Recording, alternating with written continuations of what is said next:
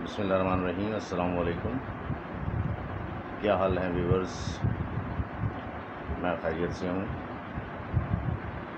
आज पाकिस्तान और इंग्लैंड की क्रिकेट टीमों के दरमियान तीसरा T20 खेला गया, जो पाकिस्तान ने एक बहुत दिलचस्प मुकाबले के बाद 5 रन से जीत लिया। आज की मैच की ख़ास बात जो थी वो गुड सिलेक्शन थी, बैलेंस टीम थी, फार बेटर प्लेयर्स थे, इसलिए कॉम्बिनेशन बेहतर बना तो पाकिस्तान की फाइटिंग स्पिरिट भी एक दफ़ा फिर नज़र आई। पाकिस्तान टॉस हारा आज। मॉर्गन ने टॉस जीत के पहले फील्डिंग करने का फैसला किया। आज पाकिस्तानी ओपनर्स को इतना जादू नहीं जगा सके, 26 रन बाबर आजम कर सके, लेकिन आज की ख़ास बात डेब्यूटेंट हैदर अली की बेहतरीन बैटिंग थी। 54 रन उन्होंने अपने डेब्यू पे किए। पाकिस्तान की तरफ से पहले प्लेयर जिन्होंने अपने डेब्यू पे 54 यानी 50+ रन किए। इसके अलावा मोहम्मद हफीज़ ने भी आज उम्दा बैटिंग का मुजाहरा किया, 86 रन नॉट आउट किए। हफीज़ ने आज एक दफ़ा फिर बहुत उम्दा बैटिंग की। देखें, बात ये आप पे यकीनन तनकीद होती है, मैंने भी की थी यकीनन हफीज़ पे तनकीद, लेकिन उस तनकीद का जवाब जो है सिर्फ़ और सिर्फ आपकी परफॉर्मेंस होती है। बैक टू बैक 2 हाफ़ सेंचुरियाँ, भारी भारी हाफ़ सेंचुरियाँ 72 और 86 करके हफीज़ ने प्रूव किया है कि बहरहाल तजुर्बे का कोई मोल नहीं होता, और बड़ी नीट एंड क्लीन हिटिंग की है। अज़रा मज़ाक कह रहा हूँ कि जब चिराग बुझने वाला होता है तो बहुत शिद्दत से फड़फड़ाता है। उम्मीद है कि हफीज़ अपनी फॉर्म विद फिटनेस बरकरार रखेंगे।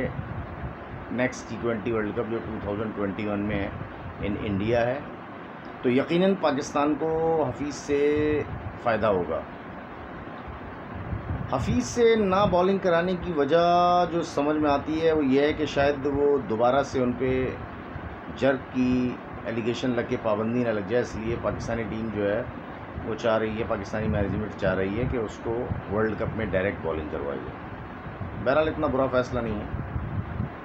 आज 190 रन्स की पाकिस्तान ने बेहतर बैटिंग की। इंग्लैंड की तरफ से जॉर्डन ने 2 आउट किए थे। रिप्लाई में पाकिस्तानी बॉलर्स ने बेहतर बॉलिंग का मुजाहरा किया, 4 विकेट जल्दी हासिल कर ली, तकरीबन 59 रन पे। मॉर्गन को भी आउट कर दिया था। बेंटन ने बेहतर बैटिंग की और मोइन अली ने बड़ी आउटस्टैंडिंग बैटिंग की। पिछली 2 नाकामियों का जो है वो मदावा किया मोइन अली ने, 60 रन्स किए तकरीबन।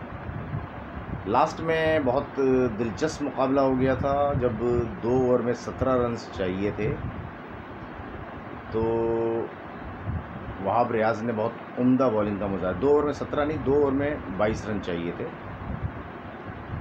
20 रन चाहिए थे, हाँ सॉरी। तो वहाब रियाज ने बहुत उम्दा बॉलिंग का मुजाहरा करके सेकंड लास्ट ओवर में सिर्फ 3 रन दिए, और वहाब रियाज ने बहरहाल ये प्रूव किया कि he is the best T20 bowler in Pakistan lineup. 26 run देके 4 ओवर में 2 आउट किए वहाब रियाज ने, 28 रन देके 2 आउट किए शाहीन आफरीदी ने। दोनों ने जो बॉलिंग की है वो पाकिस्तान की जीत का सबब बनी है।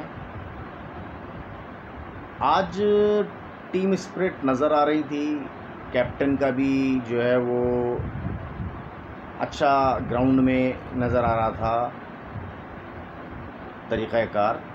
बाबर आजम ने आज बेहतर फील्ड प्लेसिंग भी की। यकीनन इसमें इनपुट सरफराज की और दूसरे सीनियर प्लेयर्स की भी होगी।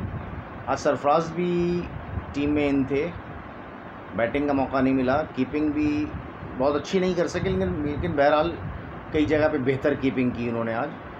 और सबसे बढ़ के जो मोटिवेशन देते हैं ना सरफराज, वो बहुत औसम होती है। जिस तरह से वो बकअप करते हैं, जिस तरह से वो प्लेयर को लेके चलते हैं ना, वो चाहे कैप्टन हो चाहे वो कीपर खेल रहे हों, नज़र आता है कि हाँ सरफराज जो है वो टोटली पाकिस्तान के लिए कमिटेड है, पाकिस्तान को जितवाने की बात कर रहा होता है। दूसरा ये कि आज गेम ऑन है प्रोग्राम मैच से पहले शुरू हुआ था, देख रहा था मैं। उसमें एंकर हैं शहजाद साहब। मुझे समझ में नहीं आता कि पीटीवी जैसे नेशनल चैनल पे इस तरह के लोगों को क्यों बिठा दिया जाता है जो तअस्सुब वाली बातें करते हैं। शहजाद साहब कहने लगे कि देखें, बाबर आज़म जो है वो अपनी कैप्टनसी में बेहतर परफॉर्म कर रहा है, लेकिन ये कि कैप्टनसी सही नहीं हो रही। सरफराज ये है कि कैप्टन जो है वो कैप्टनसी बेहतर कर रहा था, लेकिन उसकी अपनी परफॉर्मेंस जो है वो कैप्टन बनने के बाद अच्छी नहीं रही। राशिद लतीफ़ साहब के सामने 2 दफ़ा ये बात कही, लेकिन राशिद लतीफ़ साहब खामोश रहे। लेकिन हेड्स ऑफ टू नोमान नियाज़, उन्होंने शहजाद को रोका, फिर टोका, फिर थोड़ा सा ठोका। नोमान नियाज़ ने कहा कि आप कैसे बात कर रहे हैं कि सरफराज की परफॉर्मेंस अच्छी नहीं रही। सरफराज की परफॉर्मेंस आउटस्टैंडिंग थी। सरफराज वाहिद कीपर बैट्समैन है जिसने इन इंग्लैंड सेंचुरी की है वनडेज़ में। सरफराज ने लास्ट के जो टेस्ट था उसमें भी 58 रन्स किए थे, 10 विक्टम्स थी, और सरफराज बहुत आउटस्टैंडिंगली पाकिस्तान को लीड कर रहा था। और सरफराज को हटाने का जो है वो दूसरी चीज़ें हैं। सरफराज की बैटिंग फॉर्म या सरफराज की परफॉर्मेंस सरफराज को हटाने का बाइस नहीं बनी है। तो बहरहाल बहुत अच्छा लगा कि डॉक्टर नोमान नियाज़ ने जो है वो हक़ाइक़ बयान किए, जो कि टेलीविज़न पे, नेशनल टेलीविज़न पे इस तरह से बहुत कम होता है। लेकिन बहरहाल बहुत खुशी हुई नोमान नियाज़ ने जिस तरह से जो है वो अपने व्यूज़ जो हैं वो लोगों को बताए और करेक्ट किया गलत बात को। तो मैं समझता हूँ कि पाकिस्तान की टीम की आज की परफॉर्मेंस बहुत अच्छी नहीं तो बहुत बुरी भी नहीं थी, बेहतर परफॉर्मेंस थी। दूसरा है कि बाबर आज़म को सीखना पड़ेगा कि किसी भी कंडीशन में किस तरह से जो है वो फील्ड प्लेसिंग की जाती है, किस तरह से जो है वो बैटिंग की जाती है, अपने बॉलर्स को किस तरह से जो है वो मशवरे दिए जाते हैं। तो बहरहाल ये हमें जो है वो बाबर आज़म को ही क्या, दूसरा जो अज़हर अली है उसको भी हमें थोड़ा सा टाइम देना पड़ेगा, और ये इस मैनेजमेंट को भी थोड़ा टाइम देना पड़ेगा कि बहरहाल थोड़ा तजुर्बे से ही सीखा जाता है। लेकिन हमारे यहाँ मसला ये होता है कि कप्तान जो होता है वो बना बनाया कप्तान नहीं होता है, वो टीम का कप्तान बन के सीखता है। ऐसे ही हमारे कोचेस भी हैं जो कोच जो हैं वो सीख रहे हैं, सीख सीख के कोच बनेंगे। पता नहीं हमने इंस्टीट्यूट खोला हुआ है पाकिस्तान की कौमी टीम में या क्या है। दुनिया में कहीं ऐसा नहीं होता। दुनिया में बने बनाए कोच आते हैं जो कि कोचिंग कर रहे होते हैं, ख़ुद नहीं सीख रहे होते। बने बनाए कैप्टन होते हैं, अंडर 14 से जो है वो नज़र आ रहा होता है कि हाँ ये बंदा जो है ये एज ए प्लेयर ही नहीं, एज ए कैप्टन भी अपने मुल्क को सर्व करेगा। तो ये चीज़ बड़ी ज़्यादा जो है वो हमें भी सीखनी पड़ेगी कि हम जो है वो बार बार जो है वो गलतियाँ दोहराए जा रहे हैं, और रेक्टिफाई तो होती हैं गलतियाँ, लेकिन उसको जो है वो सही नहीं किया जाता। तो सिस्टम को बेहतर करें, अंडर 14 से जो है वो प्लेयर्स में बहादुरी लाएं। देखें आज जिस तरह से बैटिंग की हैदर अली ने, नज़र आ रहा था यंग लड़का है, जानदार लड़का है, तगड़ा लड़का है माशाल्लाह, और उसकी पावर हिटिंग भी बहुत खूबसूरत थी।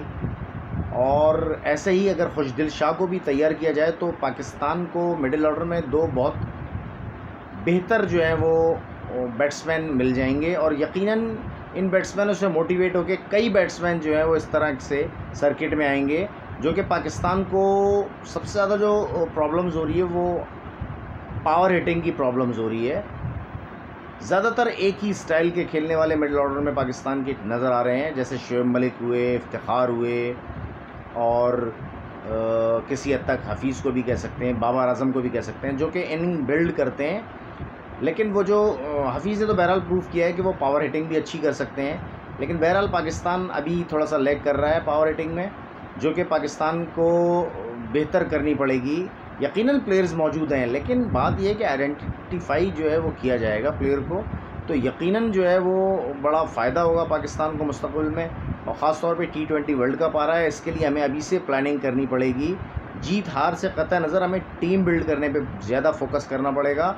और मैं फिर ये कहूँगा अरबाब इख्तियार को कि मिसबाह उल हक़ से एटलीस्ट सिलेक्शन कमेटी के चेयरमैनशिप की पोस्ट ली जाए और उन्हें टोटल जो है वो कंसंट्रेशन जो है वो अपनी हेड कोचिंग जो हेड कोच हैं वो उस पर रखनी चाहिए। तो मेरा मशवरा यही है। और दूसरा ये कि यूनुस खान को भी जो है वो लेके चलना चाहिए, यूनुस खान को कैरी करना चाहिए। यूनुस खान बहरहाल एक बहुत डिसिप्लिन्ड और बहुत ही बेहतरीन मेंटोर का किरदार अदा कर सकते हैं पाकिस्तानी टीम में। आज के लिए इतना ही। बहुत खुशी हुई, पाकिस्तान जीता। अल्लाह करे पाकिस्तान और कामयाबियाँ हासिल करे और कामयाबियाँ समेटे। और मैं ये कहना चाहूँगा जो आज विनिंग कॉम्बिनेशन बनाया है प्लीज़ प्लीज़ प्लीज़ उसको ना छेड़ा जाए, उसको लेके चला जाए एटलीस्ट 2-3 सीरीज़, तो पाकिस्तान को यकीनन फ़ायदा होगा। आपका बहुत शुक्रिया। मेरी वीडियो को सब्सक्राइब करें, उसे लाइक करें ताकि मुझको और मोटिवेशन मिले और मैं और बेहतर से बेहतर अपने आप को कर सकूं। अल्लाह हाफ़िज़।